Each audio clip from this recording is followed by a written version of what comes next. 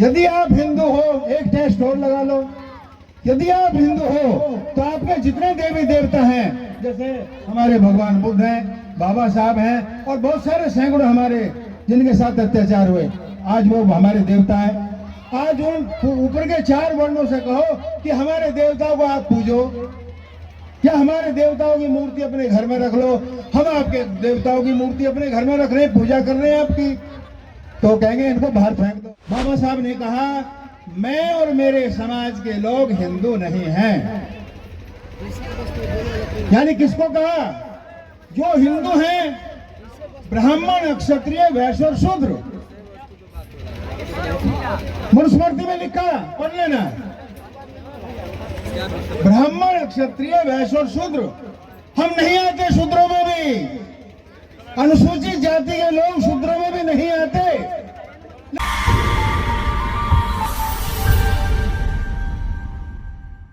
और यहाँ पूरे भारत में सबसे वरिष्ठ, सबसे महत्वपूर्ण पद वाला लिलित गो राज करता था। तो बाबा साहब एक बार उनके पास गए, किसी, वो बहुत बात लंबी बात हो जाएगी, मैं उस बात को नहीं छेड़ूंगा, लेकिन बाबा साहब ने कहा क्या आप मुझे विद्वान मानते हो? सुनने वाली बात है, आप में से ही बाबा साहब थे। आज तो बहुत हालत अच्छी है, पहले तो कैसी हालत थी मैं ही जानता हूं। मैंने सूखी रोटी खा के, मरे हुए जानवर का मांस खा के किसी तरह से जिंदा रहा, जूते खा के, चमट्टा सुन के, पता नहीं कितनी कितनी बेइज्जती सह के हमें जिंदा रहा। और बाबा साहब की कृपा से एक चीज मैं बता दूं, ये बुद्धिस्ट जिसमें आप गर्व कर सकते हो, 2.5 साल में पीएचडी किया, और मैंने पूरे इंडिया में दावा किया कि कोई आदमी 2.5 साल पीएचडी करके दिखाए। क्यों? बाबा साहब का मानने वाला बुद्धिस्ट। तो जब बाबा साहब लिलित गो के पास गए, उन्होंने कहा कि आप मुझे विद्वान मानते हो, तो लिलित गो ने क्या कहा जरा सुन लो। लिलित गो ने कहा मैं आपको 500 अंग्रेज ग्रेजुएट से भी ज्यादा विद्वान समझता हूं। ऐसे थे आपके बाबा साहब। और बाबा साहब दुनिया से चले गए, 4 बच्चों को मार डाला, उनकी पत्नी भी गोबर चुनती हुई, उपले पाती हुई, और क्या नाम है 38 साल की उम्र में टीबी की मरीज होकर मर गई। परिनिर्वाण उनका हो गया।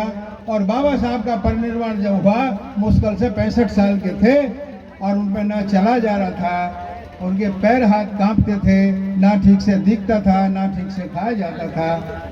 क्यों हुआ ऐसा? क्योंकि पूरी जिंदगी बाबा साहब ने आपके लिए दी। तो बाबा साहब को सारी दुनिया विद्वान मानती है, और आपके लिए और मेरे लिए जो उन्होंने काम किया, ऐसा काम कभी भी आने वाले लोग भी कर नहीं सकते। जितना काम हमारे लिए किया, जितना बलिदान उन्होंने हमारे लिए किया, तो हम लोगों को उनकी बात को मानना चाहिए या नहीं मानना चाहिए? कौन, कितने लोग हैं जरा हाथ उठाओ जो ये कहते हैं कि उनकी बात को मानना चाहिए? तो चुपचाप बुद्धिस्ट बन जाओ, चुपचाप बुद्धिस्ट बन जाओ। क्योंकि जब अंग्रेज वहां गोलमेज सभा में 1930, 1931 और 1932 में बाबा साहब गए, और उनसे पूछा गया कि आप अपने लोगों के लिए क्या कहना चाहते हो। बहुत सारी बातें हुई, शेर की तरह बाबा साहब धाड़े।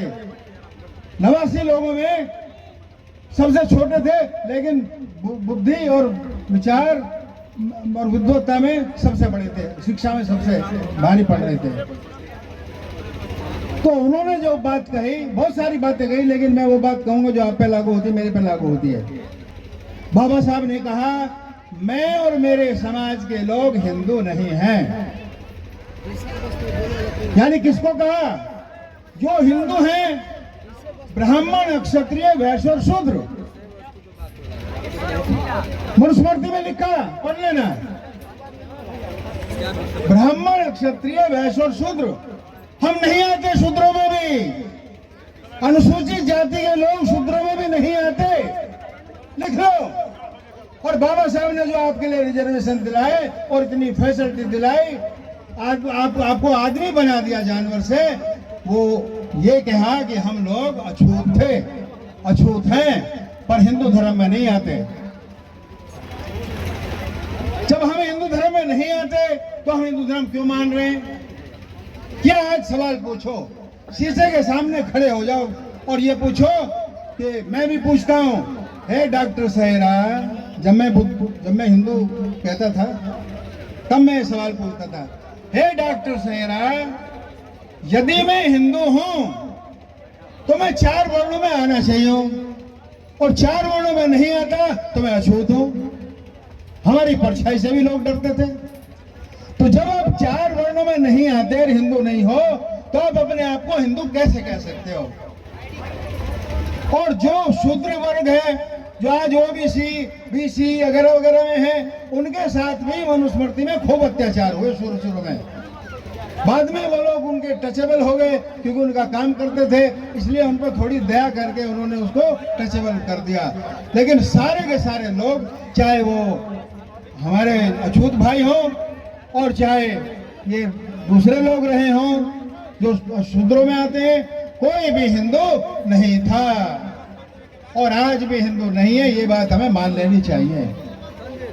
और दूसरी बात ये, यदि अज्ञानतावश मैं ये कहूं कि डॉक्टर सहेरा ये कह रहा है कि मुझे हिंदू होने में गर्व है, तो मैं बाबा साहब की उस बात को ठुकरा रहा हूं जिसमें बाबा साहब ने कहा कि इस दुनिया के अंदर किसी भी आदमी के लिए सबसे ज्यादा जरूरी चीज है सम्मान, और सम्मान सबसे बड़ी चीज है। आपके लिए भी सम्मान सबसे बड़ी चीज है। अब मैं आपसे पूछूंगा कि यदि आप अपने आप को हिंदू कह रहे हो तो क्या आप सम्मान के लायक हो? कैसे पूछूंगा? मैं पूछूंगा, हे डॉक्टर सहेरा, यदि मैं ब्राह्मण नहीं हूं, यदि मैं राजपूत नहीं हूं, यदि मैं बनिया नहीं हूं और यदि मैं शूद्र नहीं हूं, तो मैं तो 5वें नंबर का नीच हूं। 5वें नंबर पर है ना, 5वें नंबर का नीच हूं, और नीच होकर तुम बाबा साहब के मानने वाले तो नहीं हो सकते। यदि बाबा साहब के मानने वाले हो और जिंदगी को सम्मान से जीना है तो आपको बाबा साहब की बात मान के बौद्ध धर्म में दीक्षा लेनी पड़ेगी और बौद्ध धर्म को मानना पड़ेगा। दूसरी बात ये, यदि आप हिंदू हो, एक टेस्ट और लगा लो, यदि आप हिंदू हो तो आपके जितने देवी देवता हैं, जैसे हमारे भगवान बुद्ध हैं, बाबा साहब हैं और बहुत सारे सैकड़ों हमारे जिनके साथ अत्याचार हुए, आज वो हमारे देवता हैं। आज उन ऊपर के 4 वर्णों से कहो कि हमारे देवताओं को आप पूजो, या हमारे देवताओं की मूर्ति अपने घर में रख लो। हम आपके देवताओं की मूर्ति अपने घर में रख रहे हैं, पूजा कर रहे हैं आपकी, तो कहेंगे इनको बाहर फेंक दो। यानी आपके जो आपके खास गुरु हैं, खास देवी देवता हैं, उनको उनके घर में कोई सम्मान नहीं है, कोई भी, चाहे आप ट्राई करके देख लो। और आप बेमतलब उनके देवी देवता को अपने घर में फलान दे रहे हो और उनका सम्मान कर रहे हो। तो मैं अपनी बात को समाप्त करूंगा क्योंकि मेरी तबीयत आज ठीक नहीं है। ये कह के कि ये जो राखी रावण बैठी है, इसको मैंने भीम शेरनी राखी रावण के नाम से पुकारा है, और आज पूरे भारत में नहीं, पूरे वर्ल्ड के अंदर ये भीम शेरनी राखी रावण है। और मैं इसके साथ मिलके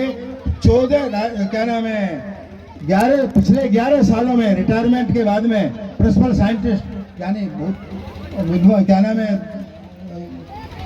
प्रिंसिपल साइंटिस्ट को हिंदी में क्या कहते हैं मैं भूल गया, कोई बात नहीं। मैं राज्यों में 14 राज्यों में जा चुके हैं और कम से कम हम लोगों ने 4000 मीटिंग आज तक ले चुके हैं। 4000 मीटिंग, भूखे प्यासे कुछ भी, हम किसी का कोई पैसा नहीं चाहते। आप कैडर कराइए, अपने गांव में कैडर कराइए, बुलाइए, नीचे बैठेंगे, हम भी नीचे बैठेंगे, खाना दो तो ठीक है, नहीं तो कोई बात नहीं है। लेकिन बाबा साहब और भगवान बुद्ध के मिशन को आगे बढ़ाने का काम हमने किया है। एक और चीज जो बहुत ही जरूरी है आपको जानना, 15 जुलाई 2009 जनेवा में सर्वधर्म सम्मेलन हुआ। यानी दुनिया के जितने भी धर्म थे उनका सम्मेलन हुआ। 3 दिन तक वो सम्मेलन चला और उसके निष्कर्ष में बताया गया कि दुनिया में सबसे श्रेष्ठ धर्म बौद्ध धर्म है। इसका आपको गर्व होना चाहिए और इसको मान के आपका भी गर्व होना चाहिए। बाबा साहब की इज्जत बढ़ाओ, अपनी इज्जत बढ़ाओ।